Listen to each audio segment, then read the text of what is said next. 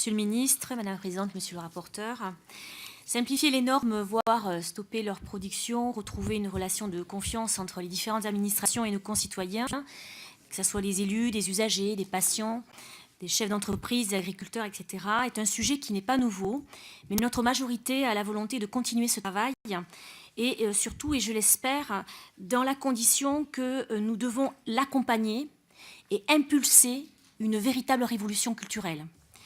Une révolution culturelle, un travail autrement, mais également aussi réinterroger la notion de transversalité dans nos différents services. Ce serait un élément intéressant. Au-delà du texte lui-même qui sera voté par le Parlement, la réussite de cette loi va dépendre de sa mise en œuvre et, in fine, par la qualité de la formation qui sera accordée aux agents.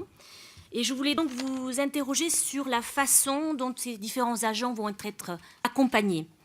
Car au-delà du savoir-faire, cette réforme va entraîner pour certains, pas pour tous, une révolution du savoir-être.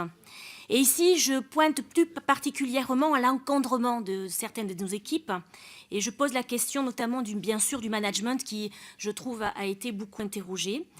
Vous souhaitez que les agents soient force de proposition, qu'ils puissent participer, mais il me paraît important aussi de former les responsables d'équipe. Et j'ai une pensée particulière notamment pour les DGS sur nos territoires, dans les collectivités. Et je souhaiterais éventuellement qu'on re-questionne aussi la manière de manager, travailler autrement et le management notamment participatif. Donc la question qui se pose, à quand la généralisation du management participatif dans notre fonction territoriale et fonction publique? Merci, Monsieur le Premier ministre.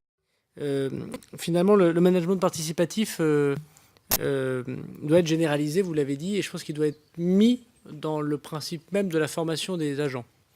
Alors, pour ce qui est de la fonction publique territoriale, je discute en ce moment avec le CNFPT, pour que le droit à l'erreur et ce management participatif puisse être pris dans le cadre des formations que nous évoquions tout à l'heure, et que pas simplement pour les directeurs généraux des services, pour tous ceux qui ont des fonctions d'encadrement, et finalement pour le droit à l'erreur, pour tous ceux qui auront des actions en lien avec cela.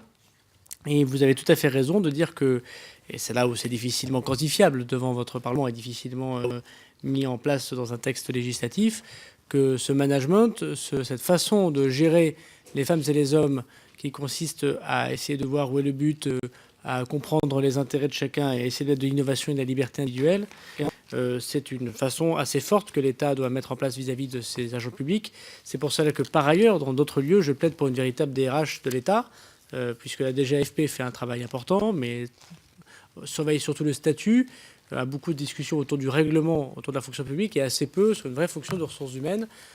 Et je crois qu'on a, du point de vue de l'État, beaucoup de travail à faire pour cela. Les directeurs d'hôpitaux doivent être aussi des patrons de leur administration, et à ce titre, ils doivent aussi être les responsables managériaux de leurs collaborateurs. Et bien sûr, dans la fonction publique territoriale, il me semble normal que le président ou la présidente de l'exécutif, avec leurs directeurs généraux des services, doivent être effectivement aussi ceux qui sont capables de mettre en avant ce management qui est aussi important, parfois même plus important que la connaissance d'un règlement ou effectivement d'un certain nombre de dispositions législatives réglementaires.